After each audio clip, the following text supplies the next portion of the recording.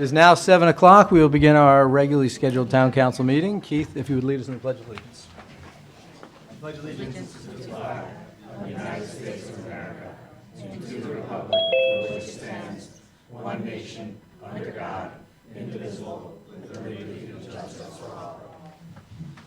Thank you.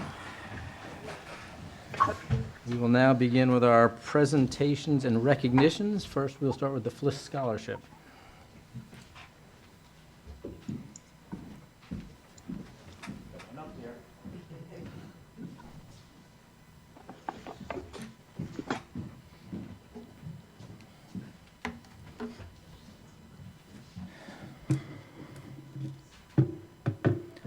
Good evening, everybody. Hope everyone's doing well. And hopefully no one's missing the big event up at the high school for graduation tonight. But welcome. And today is another great day for us in the town and for me personally. 4 years now I've been doing this, and every time you think I would get a little bit more fluent, a little more relaxed, a little more easier, something always just comes along and chokes me up. And this year, and today, it's for my friend here, Kayla. I have known Kayla since she was how old? 5, 6 maybe, We'll say six-ish at Union School, where I had the great opportunity to, when I was a police officer, to go into the schools in my K-9 DRAC. And that's partially because of her grandmother, Jean. She was on the Board of Ed at that time, and I had to come up and ask for permission, and they gave me a sort of an open blanket to go do whatever I want, be with the kids. And one of the first places I ended up was at Union School. And one of the first people to come up to greet me was Kayla, this little 6-year-old with little pigtails and everything else. And they would make cookies for DRAC. So every week I would just be up there like clockwork. The kids would bring cookies, and that eventually expanded into what's called those bows and something or tails. It was a Bow Wow Biscuits.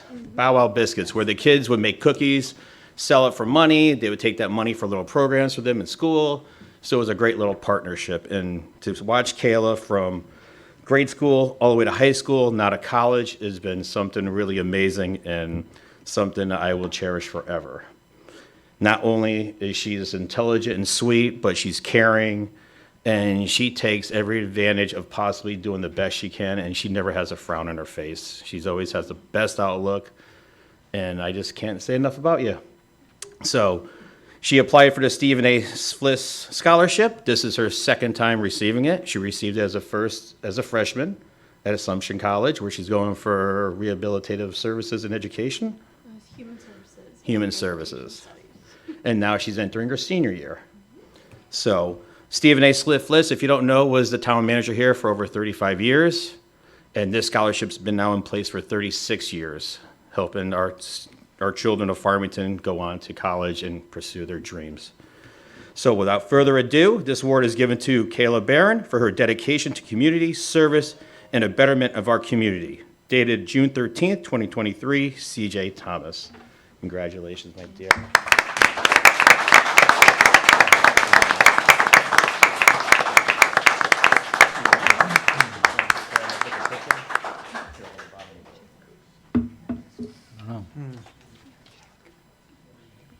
You want to say something, hon? Go ahead, I'll hold it for you. Okay. Hi, everyone. I just wanted to say that it's an honor to be here tonight, first of all, and to receive the Stephen A. FLIS Scholarship for a second time.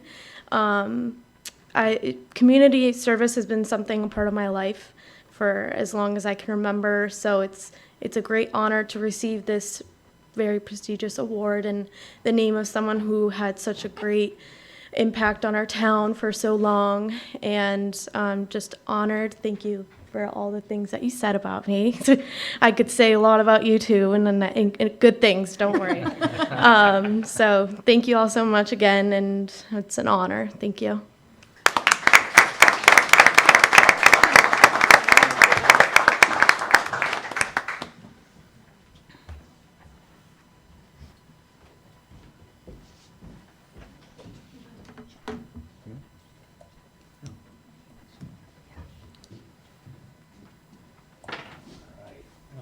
So this proclamation is for Mason Bardo.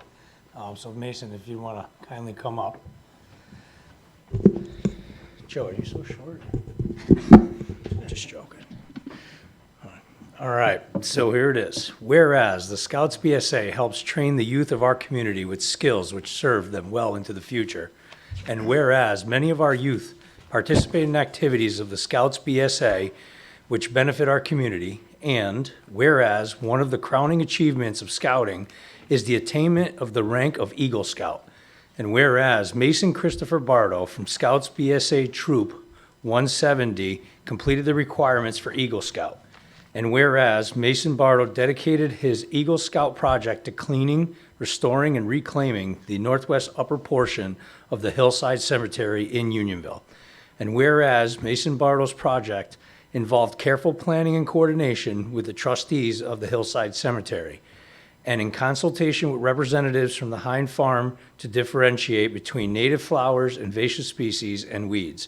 And whereas Mason Bardo's project involved clearing trails and installing water breaks, trimming back trees, and restoring the natural areas found around the cemetery headstones. And whereas Mason Bardo graduated from Farmington High School in 2022, where he was a member of the swim team, the crew team, and the Nutmeg Youth Triathlon team. And whereas Mason Bardo currently attends Central Connecticut State University in the intention of obtaining a bachelor's degree and a master's in mechanical engineering.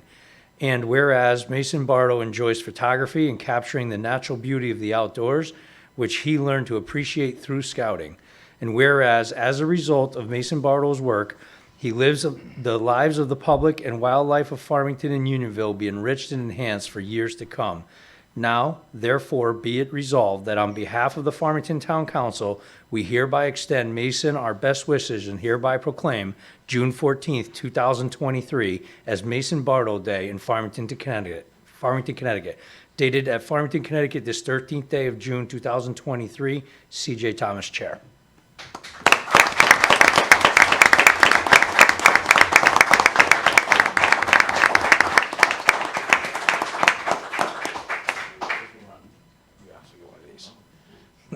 Thank you.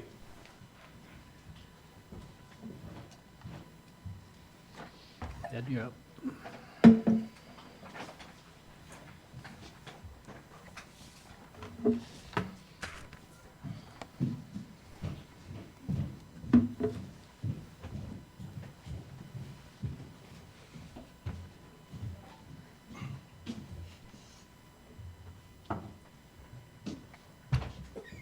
Okay, we have another Eagle Scout proclamation, and it seems like Farmington always has an abundance of Eagle Scouts, which is a good thing to see both of you continuing that tradition in this town.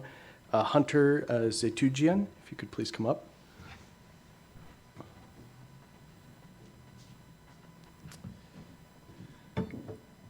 Okay, and I'll read the proclamation.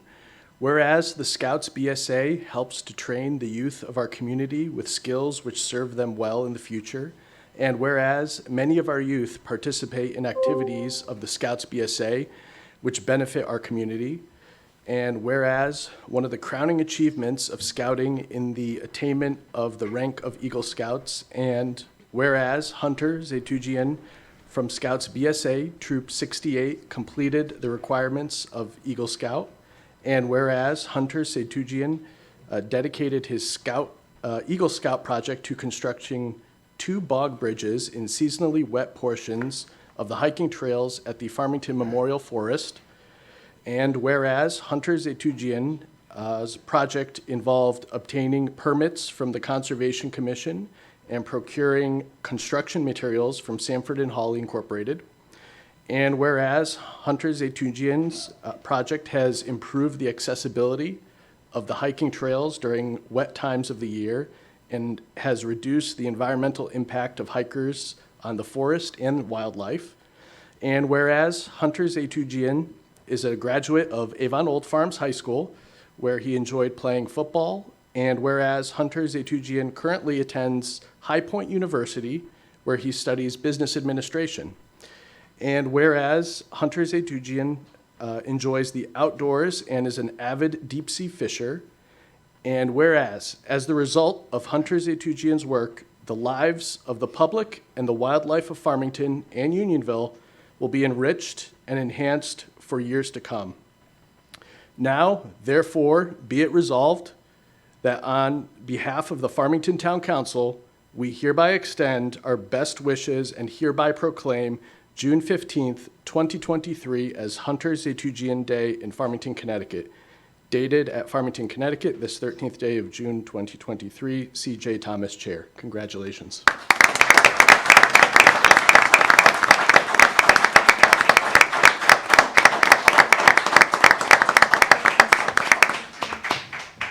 Oh, you got your hat.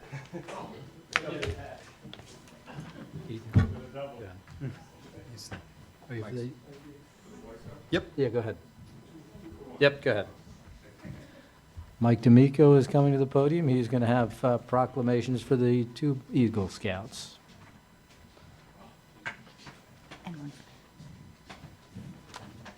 And one for Kayla.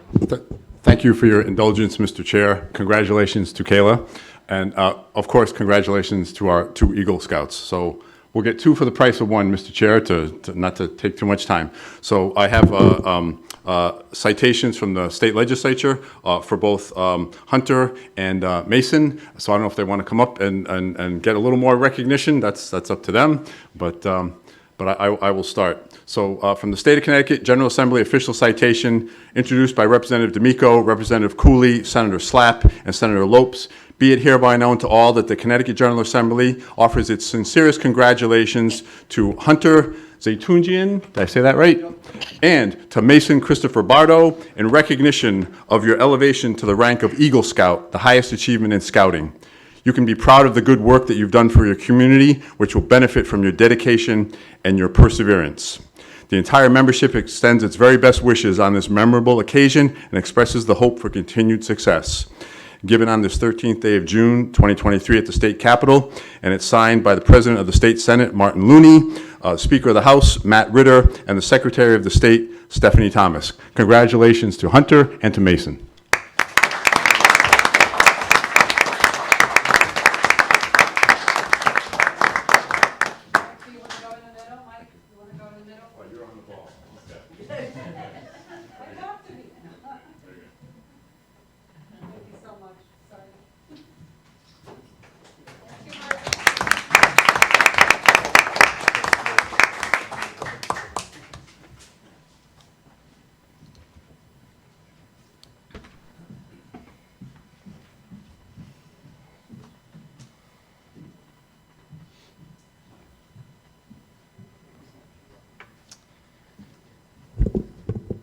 I have a proclamation for Jerry Pagano.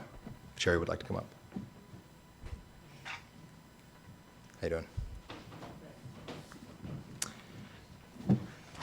So the proclamation reads as, whereas Justin Jerry Pagano served on the Farmington Housing Authority as Commissioner and Vice Chairman from 1989 to present, and as Council Liaison from 1983 to present, and was elected Chairman in 2006, and whereas Justin Pagano served as a member of the Farmington Town Council from 1977 to 1981 and from 1983 to 1989, and whereas Justin Pagano also served on Farmington Human Relations Commissions in positions of Commissioner and Council Liaison from 1979 to 1989, and whereas Justin Pagano was an active member of the Farmington Board of Tax Review from 1973 to 1977, and whereas Justin Pagano served as President of the Board of Directors of the Farmington Exchange Club from 1983 to 1984, as Vice President from 1982 to 1983, as Secretary from 1975 to 1982, Justin also served as the Connecticut District Secretary, Vice President, President-elect, and President from 1985 to 2002, and continues serving as Connecticut Past District President since 1990, and whereas Justin Pagano served as Notary Public from 1970 to 2004 and continues to serve as a Justice of the Peace since 1971, and whereas Justin Pagano has received numerous honors and awards recognizing his achievements, efforts, and accomplishments from his active participation in Farmington, as well as his commitment to Central Connecticut State University, the Department of Health, Education and Welfare, the Knights of Columbus, and various other local and national organizations, and whereas Justin Pagano has always maintained a focus on the public good and acted to protect the public interest over private interests while donating countless hours of time, energy, personal commitment to our better community and enrich the lives of the residents of the town of Farmington. Now, therefore, the Farmington Town Council, by recommendation of the Farmington Housing Authority, hereby commends Justin Pagano for being an exemplary servant to the community, and we hereby thank him for his selfless dedication, many years of service, and immeasurable contributions and commitment to the town of Farmington and its residents. The Farmington Town Council hereby extends to Justin congratulations on his commitment to the community. Dated this the 13th day of June, 2023, Farmington, Connecticut, C.J. Thomas, Chair.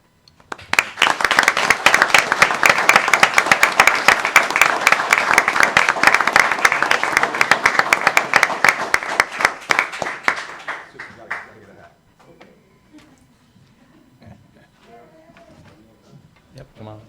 Jerry, don't go far. Jerry, don't go far. Mike has got you too.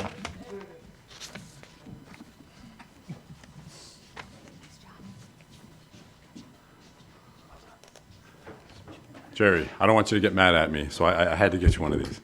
You're certainly well-deserving. So again, it's a citation from the General Assembly introduced by D'Amico, Cooley, Slapp, and Lopes. Be it hereby known to all that the Connecticut General Assembly offers its sincerest congratulations to Justin Jerry Pagano in recognition of your 50 years of dedicated service to the town of Farmington and its residents. As a town councilor, housing authority commissioner, human relations commissioner, notary public, justice of the peace, exchange club president, and Democratic Town Committee member, you have bettered your community and helped improve people's lives. The residents, businesses, and institutions of Farmington and Unionville are the beneficiaries of your 5 decades of selfless and conscientious service. The entire membership extends its very best wishes and expresses the hope for continued success, and it's given on June 13th at the state capitol, signed by Martin Looney, President of the Senate, Matt Ritter, Speaker of the House, and Stephanie Thomas, Secretary of the State. Jerry, well-deserved, and congratulations.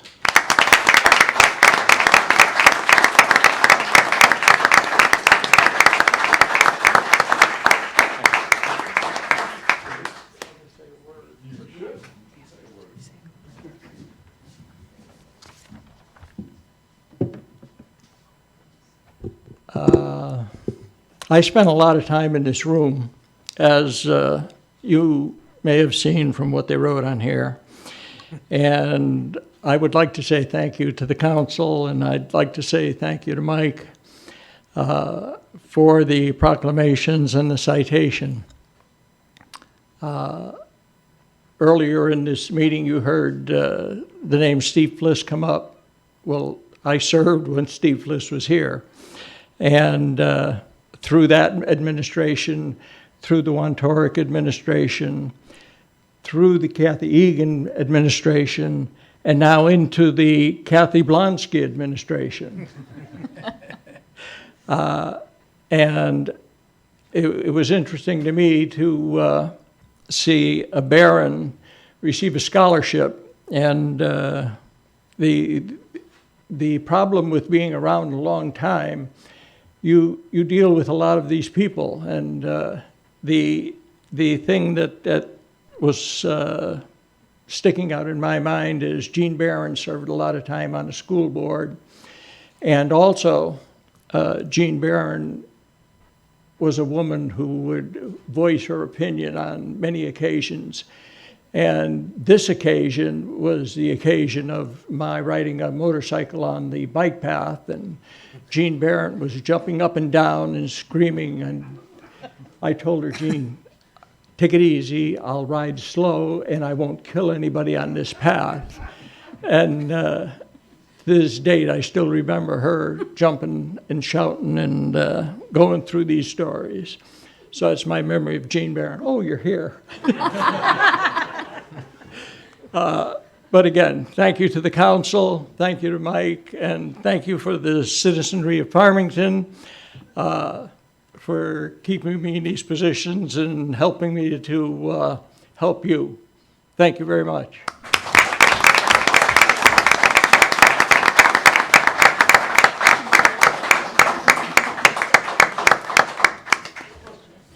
Thank you, Jerry. And evidently, you started all this when you were 15 years old? We have 3 more proclamations, but I'm going to make you all an offer right now, since there is a graduation going on right up the street. If you would like to slip out at any time, you're welcome to go, because I don't know what traffic is going to look like once the graduation ends. So if you want it, we'll take a short break here if anyone wants to depart at this point.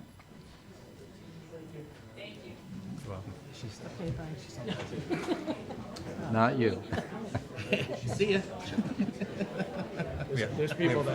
course. And I thought, yeah, there's like 30 people. 15 years, let me tell you. 15 years, I finally put my foot down with Alexis, and look what happened. Hit the button. We're muted. Yeah, I mean- We're muted. It's good. No, you have to hold it. it down, it mutes it. You have to keep your hand on it. 15 minutes, give it an hour. That's all she gave you though? Just the back of the head, Take care. I had a MRSA infection 2 weeks ago. Yeah. Yeah, it looks really nice. It's a nice. Oh, okay. It looks There's better. more to the story. Because it's just an open, not an open. Did you get it from like a haircut? No. Take care. I'm not sure how I got it, but I got it in my blood, and that's where I wanted to come out. Where I spent some time getting it opened it up.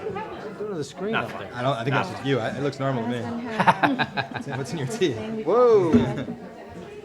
On the back of his head, and he had to get it lanced, and it was actually right over there, and it Yeah. was just like, I don't know, if it was Yeah, if I- haircut or something, but it was Some like, kind of just like, staph infection. yeah, so it was like infected, and Yeah. my neighbor is the prosecutor, and he was in charge of telling him over, so he took all his like the house, so he had him go to the Really? Yeah. I don't know. I think her name is. and then maybe I'm just had his assistant, just like it was just like incredible. I remember what she looked like. She had the hair. But it was really just Yeah. I don't know what I think she might, I feel like she might be too young. Yeah, I've had a rough go of it. So I had a staph infection at the end of January. And then about 3 weeks later, I had another staph infection, which turned to MRSA. I have the biggest one. And about 2 weeks ago, I got it again. Is there like something that I'm going to see an infectious disease. No, All right, I think that's not I'm not sure. I'm going to see a doctor who specializes in this. Brian? You're up. With it now. Is there a proclamation down there? Yes. Just wing it. Just This guy born ready. He's ready. Bringing these just in. Okay, we will now continue our town council meeting with our next proclamation. Brian?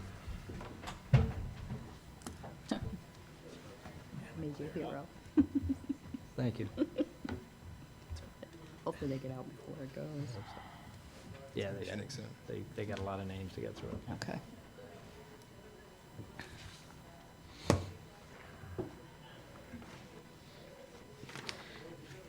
It is my privilege to read this proclamation to you today in recognition of International Pride Month. Whereas the month of June is recognized internationally as Pride Month to commemorate the Stonewall riots in June of 1969, where people in the LGBTQ+ community in New York City courageously fought back against harassment and discrimination. And whereas the town of Farmington cherishes the value and dignity of each person and understands the importance of equality and freedom. And whereas Farmington denounces prejudice and unfair discrimination based on age, gender, identity, gender expression, race, color, religion, marital status, national origin, sexual orientation, or physical disability. And whereas the town of Farmington believes that a diverse population leads to a more vibrant community and appreciates the cultural, civic, and economic contributions of the LGBTQ+ community. And whereas the town of Farmington believes that every human being has the right to live their life openly as who they are. All are welcome in Farmington to live, work, play, and prosper. Now, therefore, be it resolved that the Farmington Town Council hereby proclaims June 2023 as LGBTQ+ Pride Month in the town of Farmington, and we call upon our community to recognize the contributions made by the LGBTQ+ community and actively promote the principles of equality, liberty, and justice. Dated this 13th day of June, 2023, at Farmington, Connecticut. C.J. Thomas, Chair, Farmington Town Council.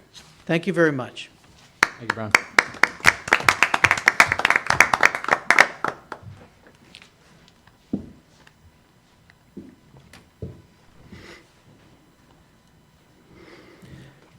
Number 6. Whereas our country is made up of people from every nation on earth who are declared equal not only in freedom, but also in justice, both of which are essential for a healthy human citizen. And whereas the United States of America, in declaring its independence on July 4th, 1776, proclaimed, "We hold these truths to be self-evident, that all men are created equal, that they are endowed by their Creator with uncertain, unalienable rights, that among these are life, liberty, and the pursuit of happiness." And whereas President Abraham Lincoln signed the Emancipation Proclamation on January 1st, 1863, which holds that all persons held as slaves within the state or designated part of a state shall be then forced forever free, changing the legal status of 3.5 million enslaved people. And whereas January 31st, 1865, Congress passed the 13th Amendment to the United States Constitution, abolishing slavery throughout the United States and its territories. And whereas the news of freedom disseminated gradually throughout the nation, that on June 19th, 1865, 2 months after the official surrender of the Confederacy at Appomattox, and almost 2.5 years after President Lincoln issued the Emancipation Proclamation, Union soldiers arrived in Galveston, Texas, and issued General Order No. 3, announcing freedom to the last enslaved people of the United States. And whereas June 19th, Juneteenth is nationally recognized as a National Freedom Day, Emancipation Day, Jubilee Day, and Juneteenth Independence Day, the oldest holiday commemorating the abolition of Satian slavery in the United States. And whereas on the anniversary each year, our nation celebrates African American heritage, history, freedom, and culture with events and ceremonies that reflect the power of the community, family, art, and tradition in the face of oppression. And whereas the town of Farmington has joined together with surrounding valley towns to provide the inaugural Juneteenth celebration featuring music, activities, and food on June 17th, 2023 at the Simsbury Meadows Performing Arts Center. Now therefore be it resolved that the town of Farmington Town Council encourages the people of Farmington to join the celebrating Juneteenth as a day of honor and reflect on the significance of all African Americans in the history of the United States. Dated the 13th of June, 2003, by C.J. Thomas, Town Council Chair.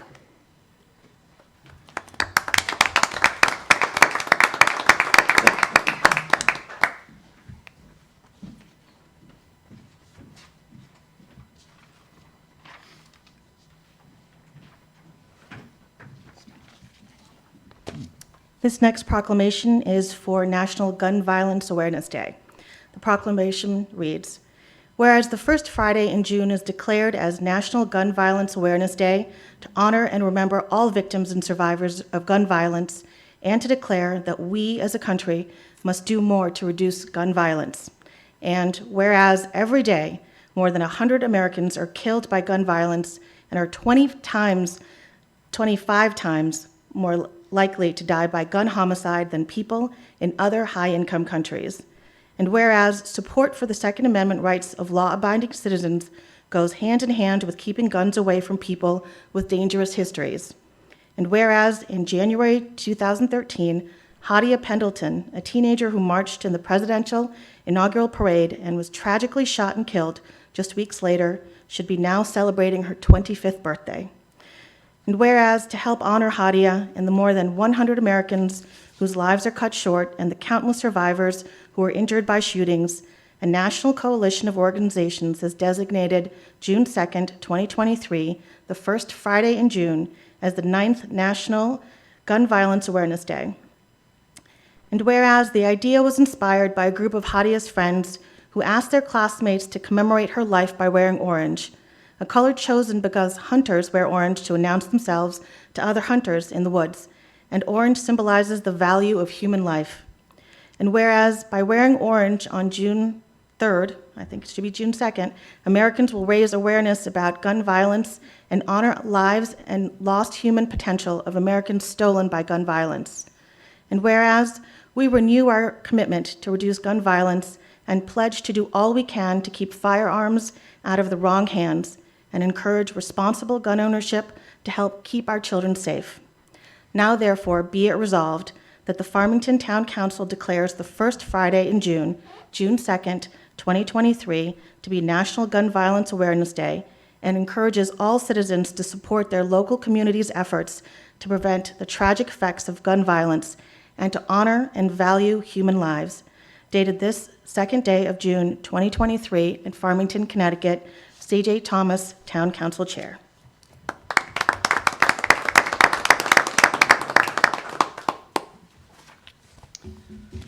Okay, I think we're done with proclamations. Unless Mike's sneaking one in the back there.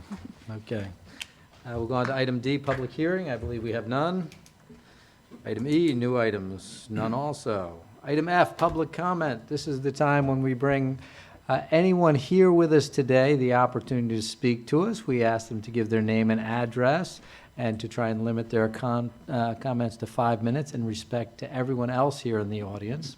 And we also, after those in the public here, we will ask anyone online if they have questions. So first we'll ask anyone who is here with us today. Is there anyone who would like to speak? I would, Mr. Chair. Please do. I will be brief. Hopefully 3 minutes instead of 5. So, good evening. My name is Mike D'Amico. I live at 6 Deborah Lane, and I'm the state representative for the 21st District.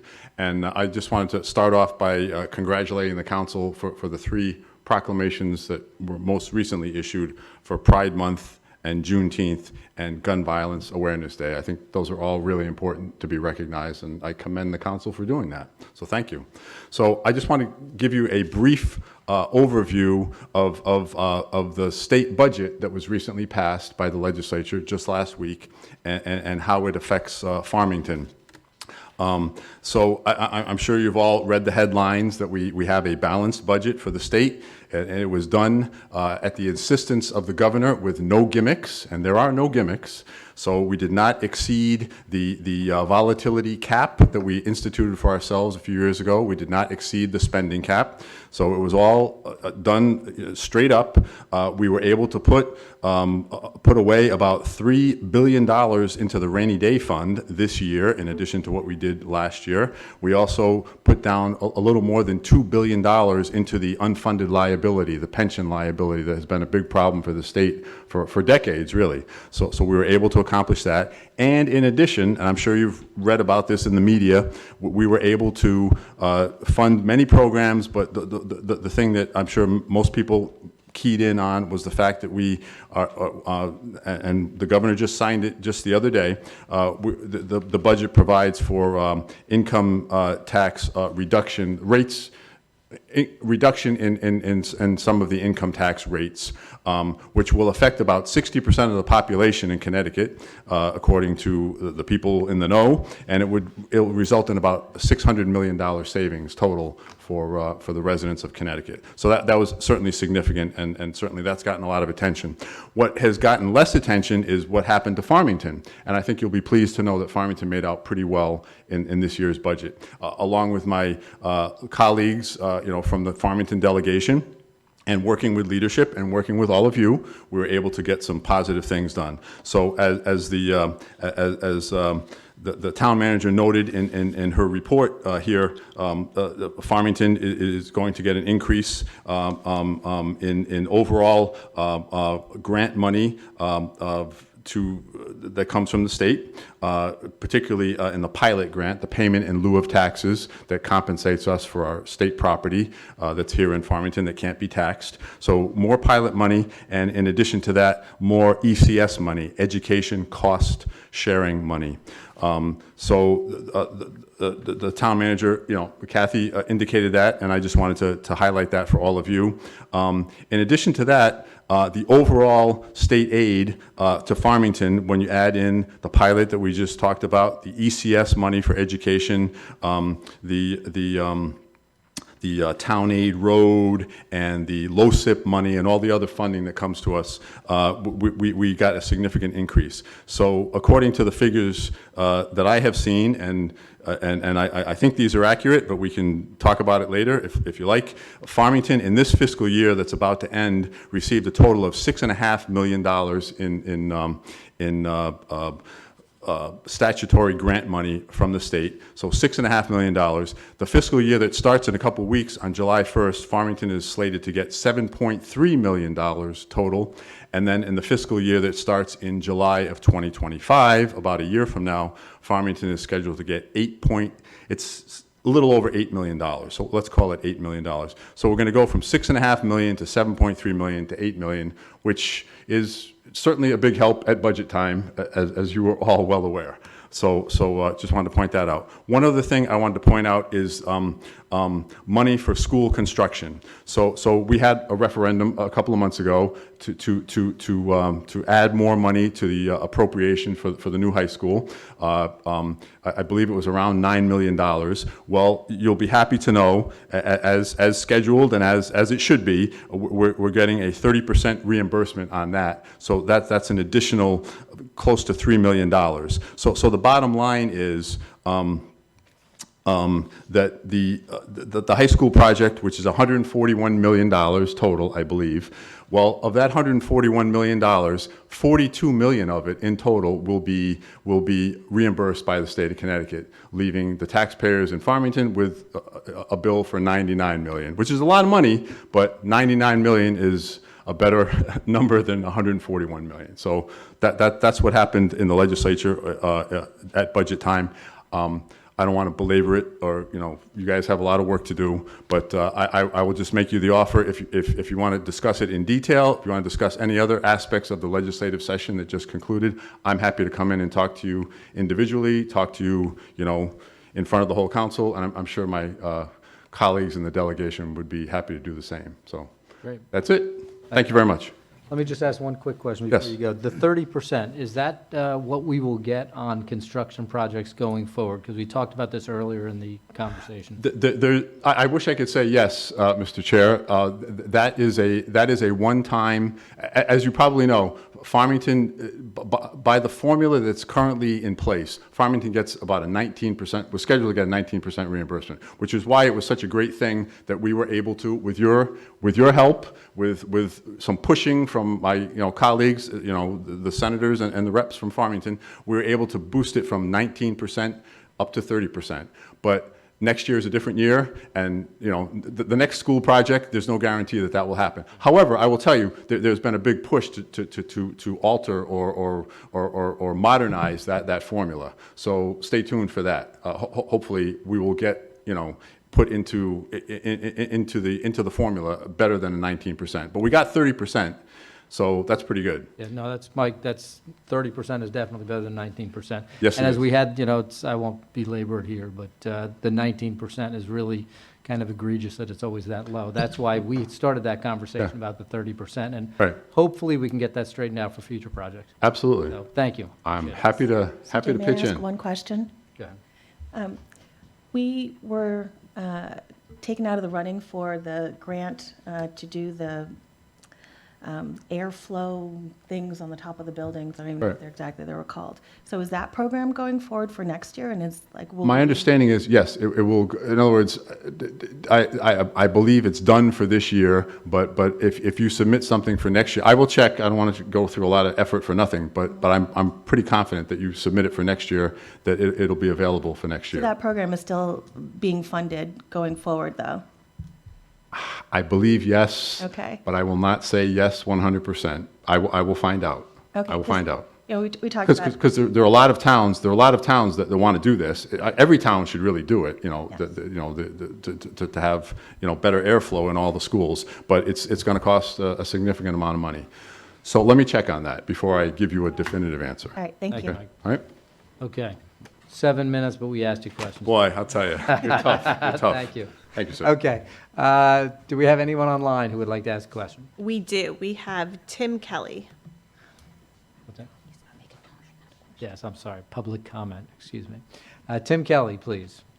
Yes, can you hear me in the room? We can. Great, okay.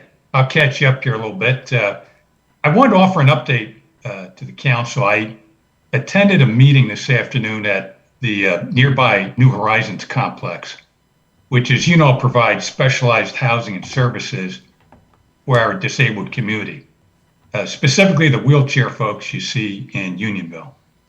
The New Horizon residents and a fair number of neighbors showed up. It became apparent as the director, Carol Fitzgerald, spoke that the New Horizon mission has fundamentally changed. They are no longer going to house just disabled individuals with unique needs. A significant number of units at the complex would be offered as affordable housing apartments. The plan now is to bring in refugee families to live in the housing at New Horizons. This would include both adults and children. This seemed a little strange to me since we recently went through the process to authorize, fund, and build a much larger footprint at the New Horizons campus to handle the alleged increased needs of our wheelchair clientele. So we're not even done with the building program, and now they're redirecting units for a very different purpose. Anyway, it was interesting to hear the rather loud concerns expressed by the current New Horizon residents during the extended meeting time. Apparently, they were caught off guard by this and certainly not happy. But more alarming was the rationale supplied by the director, that the state had essentially stipulated to her that funding to New Horizons would or could be cut if they essentially didn't play ball and supply affordable housing to, at this point, refugees. She went on to say that without the required state funding, there would be no New Horizons for anybody. I'm not sure what the awareness is among our Unionville representatives and town management, but at a minimum, we should have a zoning board process for changing this property from residential to affordable housing. If there is more knowledge on this situation in the room, I'd love to hear it during the meeting tonight. And I'd like to know who the point person is on this topic at Town Hall. My sense is there's a chance this issue is bigger than it currently appears. Maybe we need to rethink our infrastructure strategy on Monteith Drive. Instead of having two town halls, use the American Rescue Funds to remission the 1928 building as refugee housing instead of offices. The current town hall becomes almost 20% bigger when the school department moves out into the 900 wing. And overall, the last thing we want is a zero-sum deal where, we subtract from our disabled citizens, to help another group. I look forward to your thoughtful interaction on this important topic. Thank you. Thank you, Tim. Kathy, who would we be reaching out to? Well, do you want me to just give a very quick Sure. synopsis? This Absolutely. is something that was just brought to my attention the last day or so. We can get more information on it, but what my understanding is that Mr. Kelly is correct on some of his assumptions about what the state and federal government is doing. And I take it back to, let's just say Maple Village, our complex here. In the old days, Maple Village was for senior housing, and that's what it was for.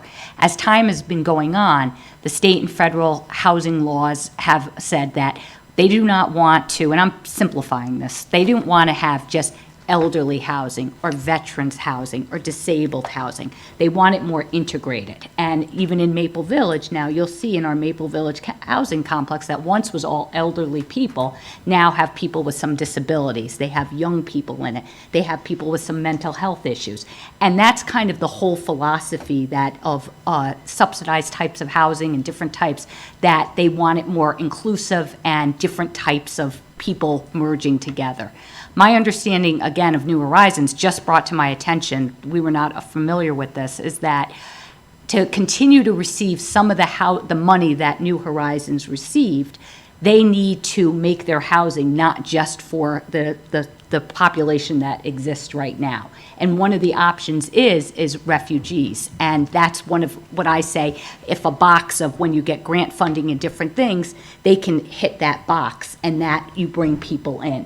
My understanding, again, the town hasn't been really asked their opinion. I'm not sure how the change in zoning, but I will research that to see if there's any difference in that, because I don't think the town really has any say in this at all when it comes to this. But my understanding is that they are looking at different ways, and they were looking at refugees, more particularly people from the Ukraine. And that's where it was. And it was a very small percentage of the housing that already exists there.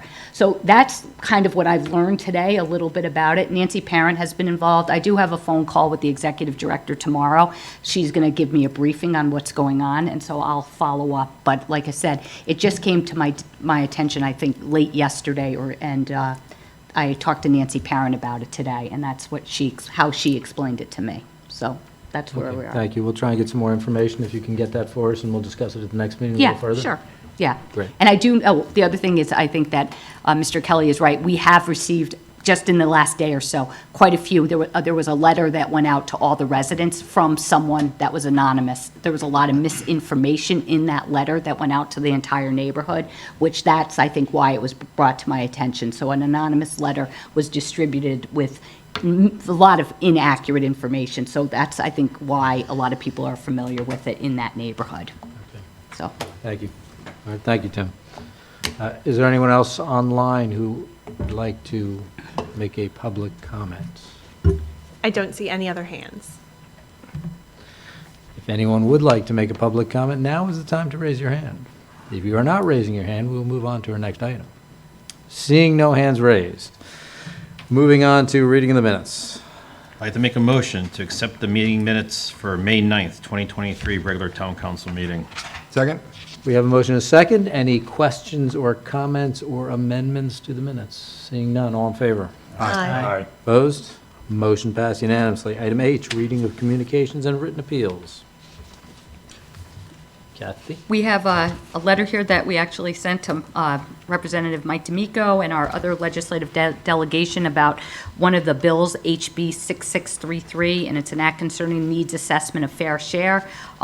My understanding is, and I haven't had a chance to go through it, is that there was a bill that was passed, but it was a much more, I would call, watered-down version of what was, which I think would be acceptable to the town of Farmington, but I have not yet gone through it in detail about what exactly it was. But I think that many towns in CCM wrote to our delegation saying they were unhappy with the way that the bill was written, and it was, I think, considerably watered down from where it started. Okay, if you could just let us know at the next meeting if there are any concerns of that, otherwise, Yeah. thank you.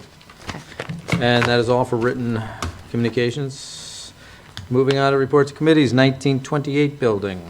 Yes, we met this afternoon, and we have authorized the town manager to go ahead and sign some contracts with the Silver Petrocelli Associates for the architectural part of the future town hall, the 1928 building. Great, thank you. Farmington High School Building Committee. Construction continues to go. We are still on schedule, relatively on budget. So we're on budget as well, which is always a good thing. And our next meeting is next Wednesday, not tomorrow, but next Wednesday, the 21st of June at 5 o'clock at FHS Library. Thank you. I like the on budget, not so much the relatively part in that. Unless that means you're low, which is good. We like that. Green Efforts Committee. Nothing to report. Okay. Land Acquisition Committee.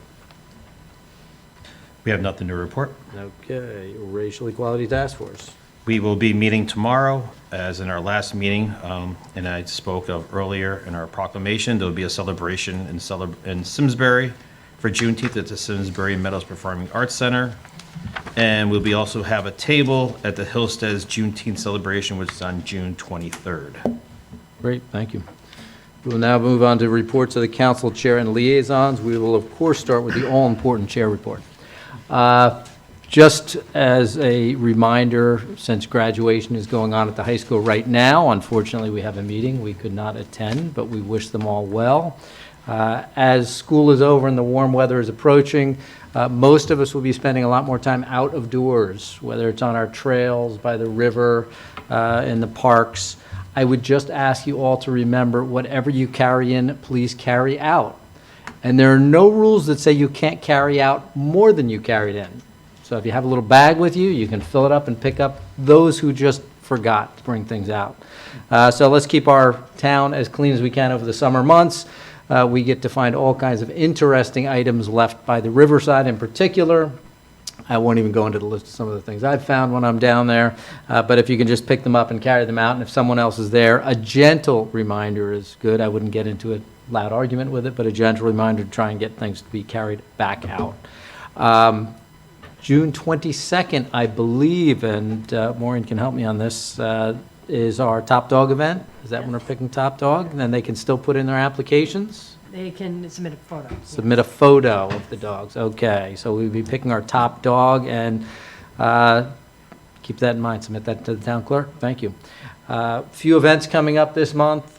New Horizons, they are having their 63rd Strawberry Festival. That's going to be held June 22nd. The Unionville Museum right now is doing, I believe they're running the two historic homes of Lovey Street. So that's going to be going on, I think, through the end of the month. The Farmington Historic Society is having their Amistad Walk on Saturdays at 10 a.m. at the First Church of Christ. It is $15, a nice donation. There is also a community meeting tomorrow night at 5:30 right here in the council chambers, where we'll be looking into creating 2 different cultural districts in town.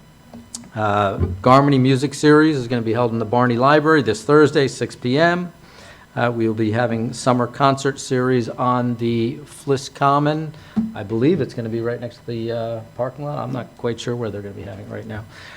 And the first concert, it'll be 6:30 on Thursday evenings. The first concert is Mass Confusion. The CERT wagon will be there serving food, so you can buy refreshments while you're there. And that is all that we have going on in town. I will move on to conservation and inland wetlands now. Nothing new to report. Okay. The Board of Education liaison.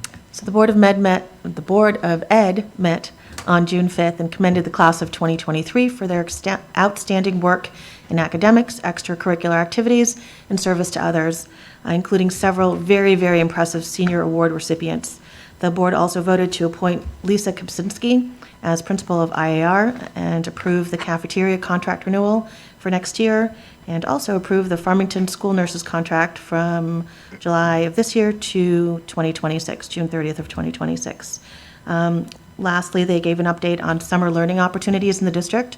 So for those moms and dads who are home with kids, please go to the website. There are a number of different things you can do. There have extended school year special services, an Excel summer camp, and perennial favorite, band camp and strings camp.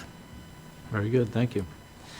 Bicycle and Trails Advisory Committee. They have been working on targeted areas, looking at different paths, getting safe routes to and from just about anywhere you would like to go, and having different targeted goals. One of the ads we have, we're going to be adding some new blinking lights at different crosswalks. We got some additional money from the state for that, so thank you. So we'll be adding those blinking lights. When you're driving down the street and you see 2 bright yellow blinking lights, hit your brakes. That's the reminder for you to stop so people can cross the street. Just another one that I don't see people stopping too often. There isn't a blinking light or one blinking light. On Waterville, if you're going by the golf course, golf carts cross the path there. If you see a golf cart trying to get into the road, you're supposed to stop for them. just like you're supposed to stop for anyone walking across the street. So just a reminder, this summer, more people are outside. Look for people, look left and right. Economic Development Commission. Yes, thank you, CJ. Instead of the regular monthly meeting, the EDC will be hosting a cultural district community meeting tomorrow, June 14th, in the town council chambers at 5:30 p.m. The meeting will discuss establishing cultural districts in both Unionville and Farmington, paying homage to our rich past while looking forward to the future. Amanda Roy from the Greater Hartford Arts Council will discuss the process of establishing a cultural district and what it means once a cultural district is designated. All of these questions and more will be discussed, so feel free to join us and learn about cultural districts. Great, thanks, Ed.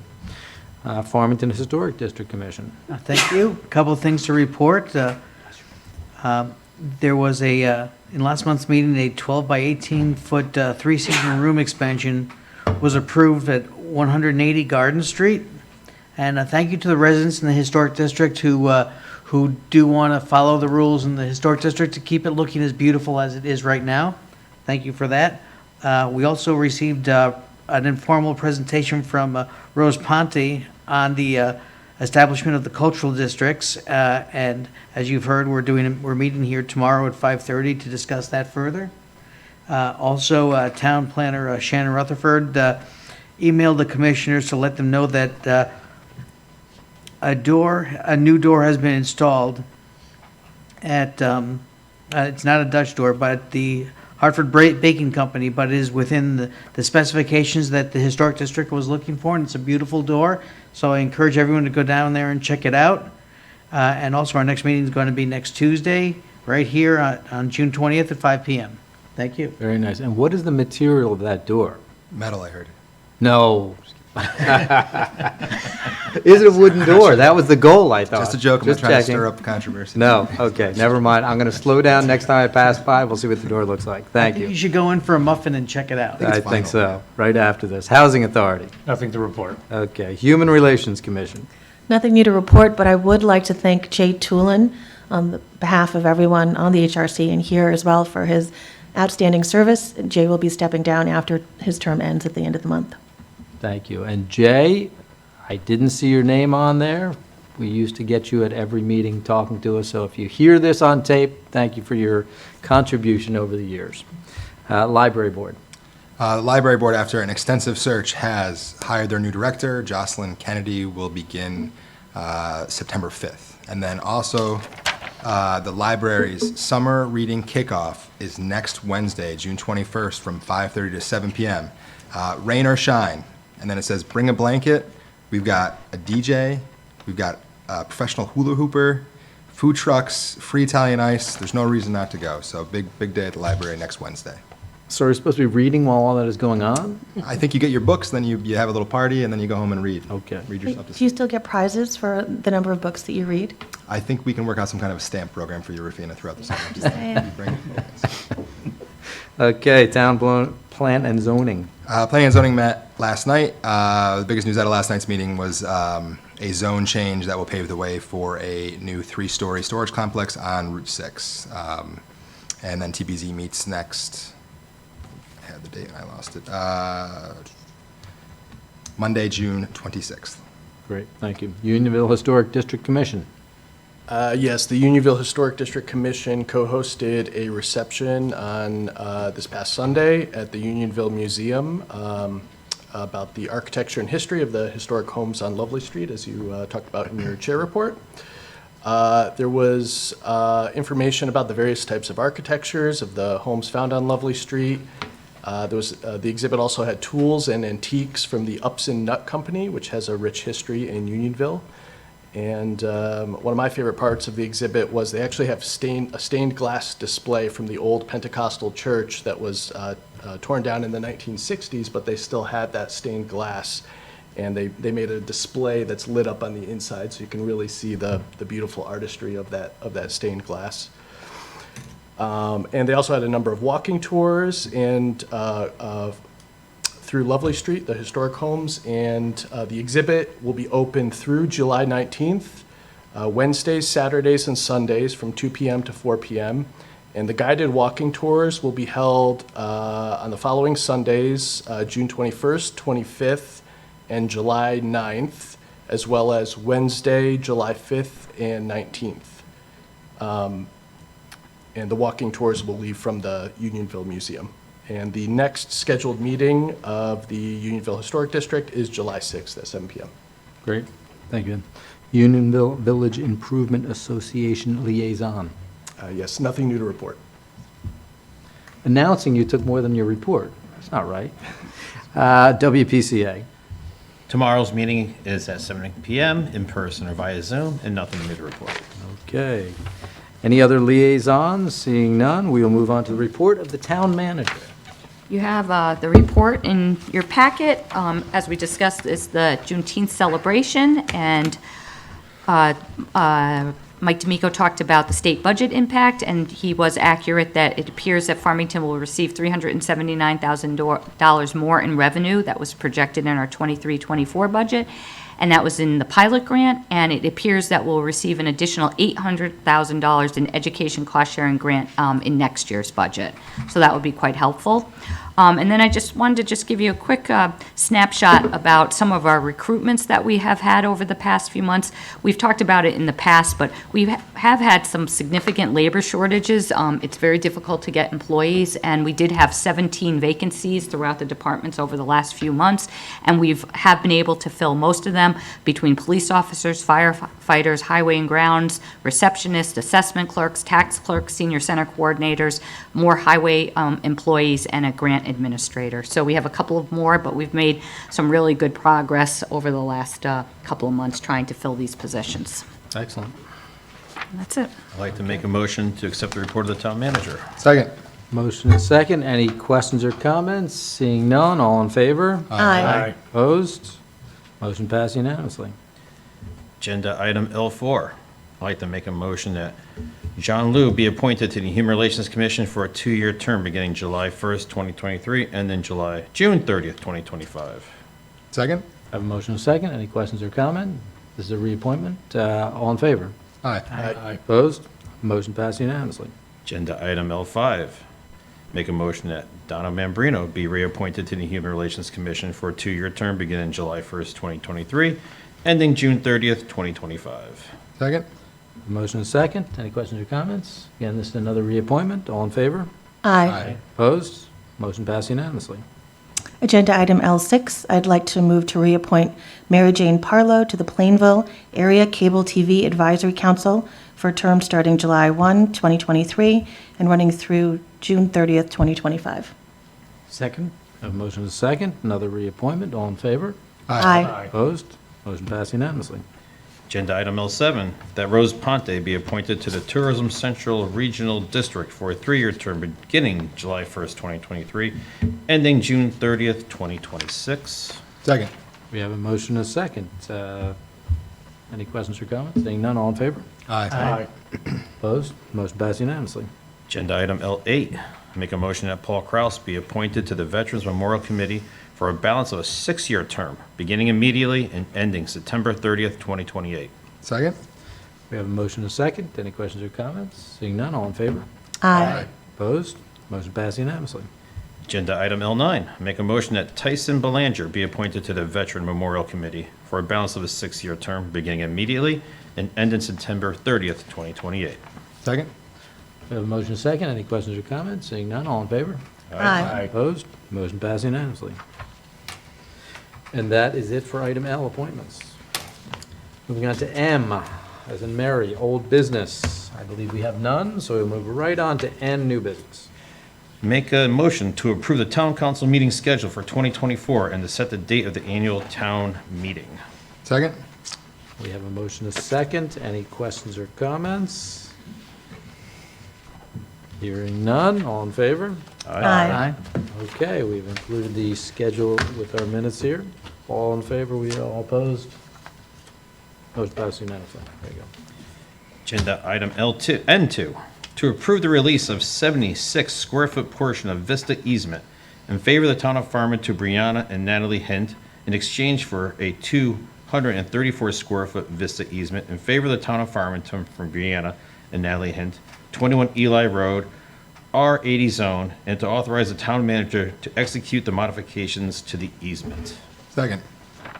We talked about this at the last meeting, and we sent this to an 8-24. The town planning and zoning reviewed it and gave a positive report, so it's back for the town council. And as we discussed last time, is that the owners inadvertently encroached on 76 square feet of the conservation easement with the town of Farmington and proposed that an additional 234 square feet of land be incorporated into the easement as restitution.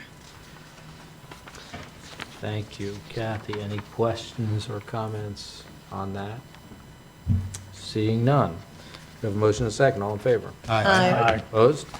Motion passed unanimously. Make a motion to appoint the members of the Farmington Historic District Commission as the Farmington Historic District Study Committee.